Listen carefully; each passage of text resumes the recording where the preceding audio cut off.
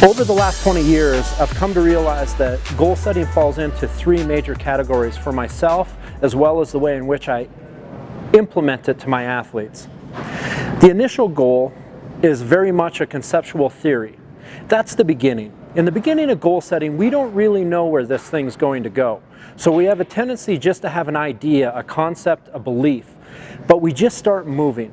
So what direction do you go when you start goal setting? Any direction that you want. You just have to start getting a movement in place. Start reaching out. Start pushing against that ceiling. Start trying to figure out how you want to take what it is that you feel and turn it into something that you can tangibly put in place. So that conceptual theory is the first phase. You just start moving in a direction, any direction at all.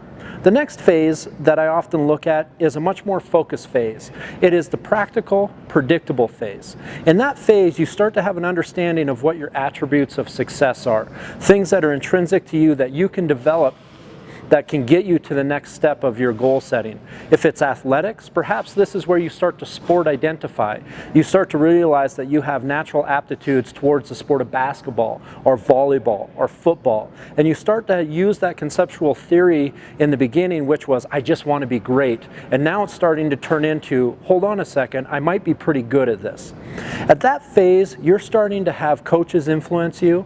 You're starting to take skills and develop them. You're starting to take ideas that you thought at one time were just pie in the sky and turning them into things that you can now manipulate through acquisition of talent by working with people that can give you certain attribute development.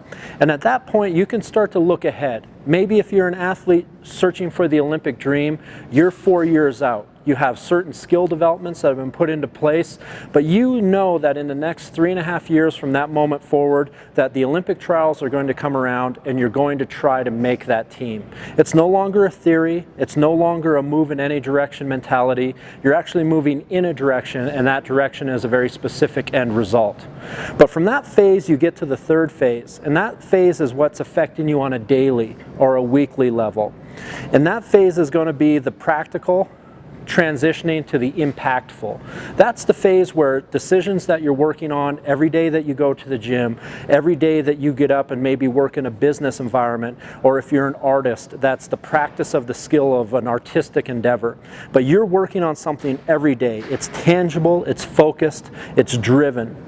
You've no longer relied on the concept theory phase. You're no longer looking at the practical, predictable phase. Now you're putting time in. That time is what's going to develop you as a person or an individual in a specific endeavor. You want to learn how to play the guitar, you have to practice how to play the guitar. You can't just think about it. You can't anticipate it. You have to actually put your hands on a device and grind through that structure. Those three phases I typically break down over long-term, mid-term, and short-term goal setting.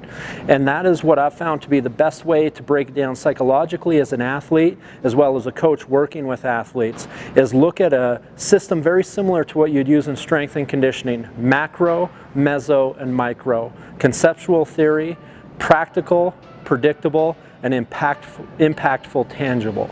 That's how I've always broke down goal setting for athletes and myself.